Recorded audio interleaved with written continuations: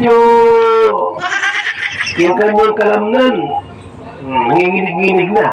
Tendency po, para matutumba na. Napansin mo? Namumutla, pero ka-make up, namumutla ang kanyang labi. Bakit? Gutom na nga po! Gutom! Hindi ka pa ito po, gutom din. Alam niyo ba nung sinagpasalamat sa inyo, yung sponsors, halos hindi makatayo. Sabi ko pa, pwede kumain na kayo. Ako na, hindi po si Gobernador sa kanyang bisita namin, unahin mo natin sila. Ganon sila sa bisita po. Oh, kumain mo na yung iba, saka sila kumain. Kahit sila po'y gutom na. Yung mga nanonood naman, binabas naman sila. Bakit ka niya? Bakit si Papa Ido ay ganyan tahimik? Sapagkat nga po, gutom, hindi nag-breakfast, dahil nagmamadali. Kaya presentable silang dalawa na humarap sa bisita. Kaya kawawa nga po mga kaibigan eh. Ngayon, may mga basher si Beyonce. Ba't gayon? Mga kaibigan, bakit po binabas niyo yung tao walang ginawang masama sa inyo? Hindi mo niya gusto po na magbihis at magutom.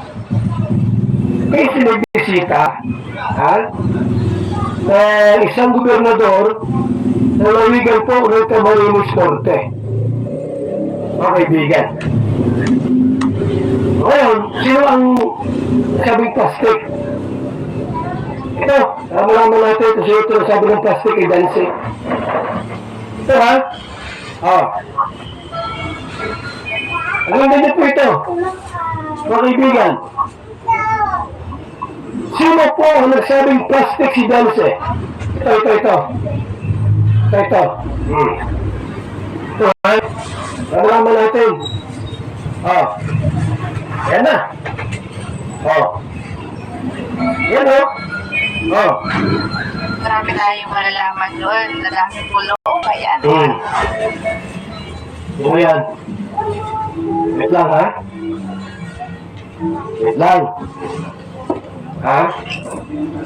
lang po ha. Pulo. Ayan. Grabe.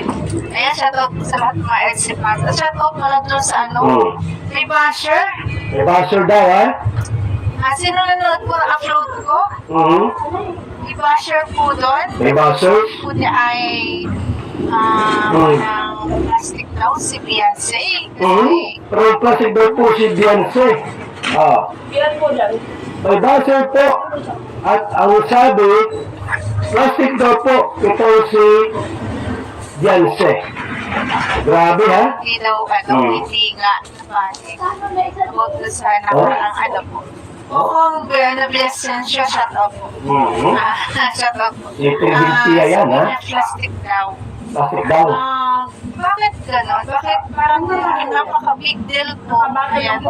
Sabi niya, ansap na daw. Sabi niya, hindi hikayat niya po ang ibang mga EDSI fans na mag-ansap na daw po. Bakit? Kasi daw plastic si Beyonce. Hindi naman... Hindi naman dapat. Yung kanyang reason para i-ansap. Kapitid ng utak. Kasi siya ay talagang supporters ng EDSI. Pero hindi siya ganon. Kapag hindi siya dapat mag-comment ng ganon. Kasi, or baka lang siya, talagang basher. Basher talaga yan. Sabi niya, ansap na tayo. Naisip ko, ito naman ay supporters, parang hindi naman dapat. Ito na yan. Robert Lim po yung shoutout. Kaya guys, bilang isang supporters, hindi naman natin pwedeng lahat po ng bawat oras, minuto, ikita natin ang mga nangyayari. Hindi siya pinasalamatan sa video na yon, sa report-cutting na yon, pero guys, personal naman siya nagpasalamat. Napanood din natin yun. Alam mo lang kaibigan, ito lang ko sa inyo ilang ulit na dapat pasalamatan ang mga sponsor. Pagbigay mong pera, nagpasalamat na. Pag may vlog, nagpapasalamat na. bawat vlog may pasalamat na. Ilan mo ito dapat pasalamatan ng mga sponsors? 10 ulit ba? 20 ulit ba? Bakit po mga vlog gusto mabanggit ang pangalan? Samantalang pasalamat ko na si Jancis kahit sila Papa Eds, mga sponsors. Sila